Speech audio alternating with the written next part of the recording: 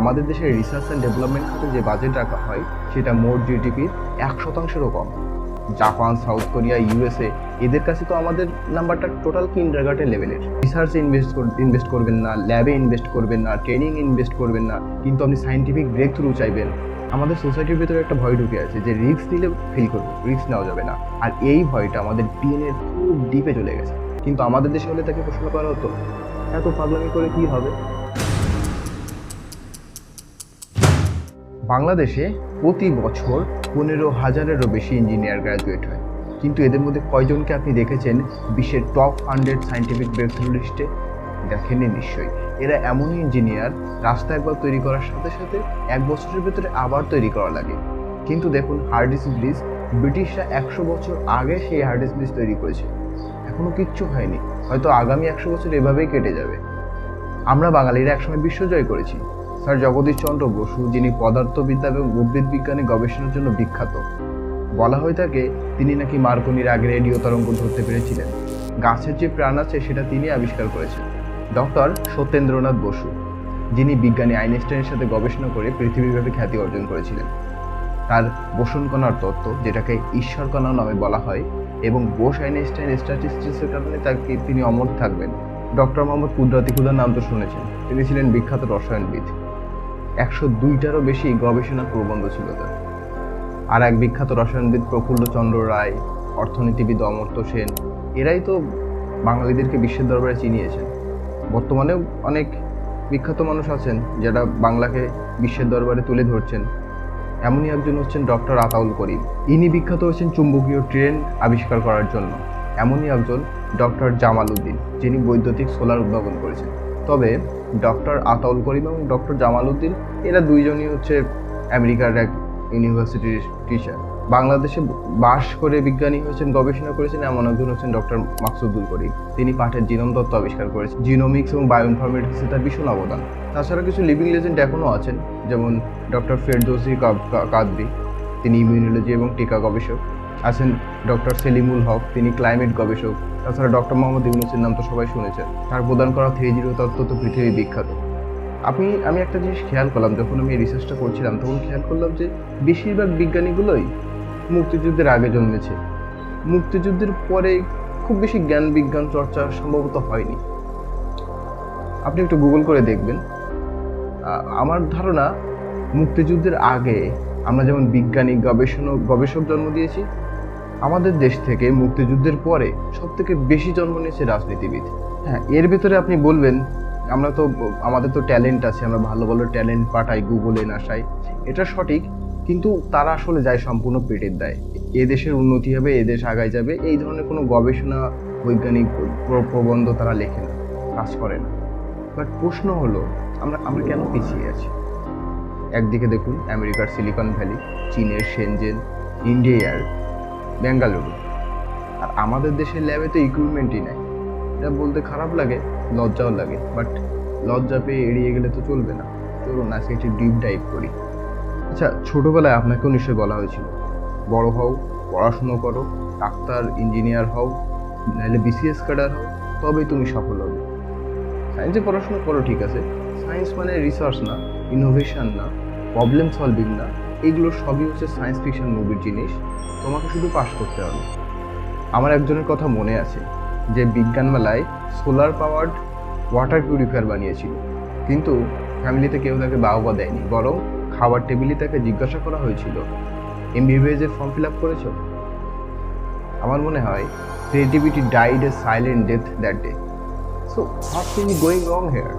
সমস্যা কি? Let's break it down. Number 1, systematic infrastructure problem. আমাদের দেশের রিসার্চ অ্যান্ড ডেভেলপমেন্ট খাতে যে বাজেট রাখা হয় সেটা মোট জিডিপির 1%-ও কম। জাপান, সাউথ কোরিয়া, ইউএসএ এদের কাছে তো আমাদের নাম্বারটা টোটাল কিন্ডারগার্টেন লেভেলের। ইভেন মাদ্রাজ আইআইটিতে একটা রিসার্চ ল্যাবে যে পরিমাণ বাজেট রাখা হয় বাংলাদেশের 5টা পাবলিক ইউনিভার্সিটির টোটাল বাজেটের সমান। আপনি রিসার্চে ইনভেস্ট করবেন না, ল্যাবে ইনভেস্ট করবেন না, ট্রেনিং ইনভেস্ট করবেন না, কিন্তু আপনি সায়েন্টিফিক ব্রেক থ্রু চাইবেন। এটা সাহারা মরুভূমিতে বৃষ্টি চাওয়ার মতো ব্যাপার হলো না? নাম্বার 2, এটার নাম দিয়েছি সেফ প্লেস সিনড্রোম। আমাদের সোসাইটির ভেতরে একটা ভয় ঢুকে আছে যে রিস্ক নিলে ফেল করবো, রিস্ক নেওয়া যাবে না। আর এই ভয়টা আমাদের ডিএনএর খুব ডিপে চলে গেছে। ইভেন আমাদের প্যারেন্টস, আমাদের টিচার্স, আমাদের সোসাইটি সবাই শুধু সেফ পেলে এনকারেজ করে যে রিস্ক নিও না, সহজে সহজে যা হয় তাই করো। আর result, innovators turn into job seekers, dreamers turn into survivors. আমাদের দেশে রিস্ক নেওয়ার কালচারই নেই।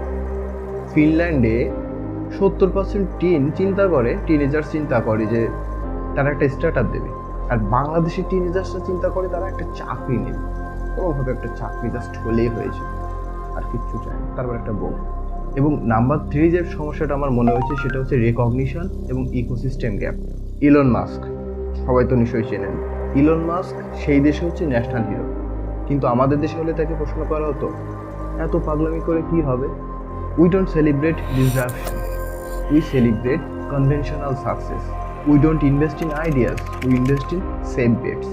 এত হতাশার ভেতরেও কিছু আশার কথা হচ্ছে যে কিছু কিছু ছেলেমেয়েরা রিস্ক নিয়েছে, কিছু সফলতার মুখ অলরেডি দেখেছে, কেউ চেষ্টা করছে। পাঠাও, 10 মিনিট স্কুল, গোজায়ান, পেপারফ্লাই, এরকম বেশ কিছু প্রতিষ্ঠান স্টার্ট আপ অলরেডি বেশ ভালো বিজনেস করছে, যেটা একটা আশার ব্যাপার। তাছাড়া প্রতি বছর আমাদের দেশ থেকে গুগলে, অ্যামাজনে, নাসাতে অনেক ছেলে মেয়ে যায়। তো এটা দেখে বোঝা যায় যে আমাদের এখানে ট্যালেন্টের অভাব নেই, ইকোসিস্টেমের অভাব। তবে আপনি আমি যদি একটু চেষ্টা করি, আমাদের মাইন্ডসেটটা একটু বদলাই, কালচারটা একটু বদলাই, তাইলে হয়তো আগামী জেনারেশনের ইলন মাস্ক হয়তো ঢাকার কোনো ক্যাফেতে বসে কফি খাচ্ছে। এটা শুধু সময়ের ব্যাপার। অমর্ত্য সেন বলেছেন আমরা বাঙালিরা নাকি শুধু প্রশ্ন করি, সমাধান খুঁজি না। কিন্তু এই যে সমস্যা আমি এতক্ষণ আলোচনা করলাম, এর সমাধান কিন্তু আমি ভেবেছি এবং সেগুলোই এখন বলছি। নাম্বার 1 যেটা বলবো সেটা হচ্ছে ব্যর্থতাকে উদযাপন করো। ফেলিওর মানে লুজার না, ফেলিওর মানে হচ্ছে এক্সপেরিমেন্ট। আপনার ব্যর্থতাকে এমনভাবে উদযাপন করুন যেন এটা মনে হয় যে badges of honour. Number 2, encourage crazy ideas. Classroom হোক কিংবা অফিস, সব জায়গায় বোল্ড থিঙ্কিং সেলিব্রেট করতে হবে। Do we need out of the box thinking? না, we need destroy the box thinking. Number 3, build micro ecosystem. Network তৈরি করুন। আপনার স্টার্ট আপ হোক, ইংলিশ লার্নিং হোক, বুট ক্যাম্প হোক, যা হোক, একটা ইকোসিস্টেম তৈরি করুন, একটা নেটওয়ার্ক তৈরি করুন। কারণ বিশ্বাস করুন, বড় কিছু শুরু জাস্ট ছোটো থেকেই হয়। And number 4, make science sexy again. Story telling দিয়ে সায়েন্সকে এক্সাইটিং করতে হবে। কারণ আমি যতদূর জেনেছি, মানুষ শিখতে অপছন্দ করে না, মানুষ বোরিং লার্নিং অপছন্দ করে। এবং number 5, policy change. Push universities policy makers to fund real researches. On LinkedIn post, on a small investment can spark it. তবে আমরা এখনও এটাই ভাবি যে আগে সেফ হতে হবে, তারপরে স্বপ্ন দেখতে হবে। এই ধারণাটাই বদলাতে হবে। ইমাজিনে বাংলাদেশ হয় সায়েন্টিস্ট মানে আনএমপ্লয়েড না, our national celebrity. Imagine Bangladesh হয় ইনোভেটার্স মানে পাগল না, ন্যাশনাল প্রাইড।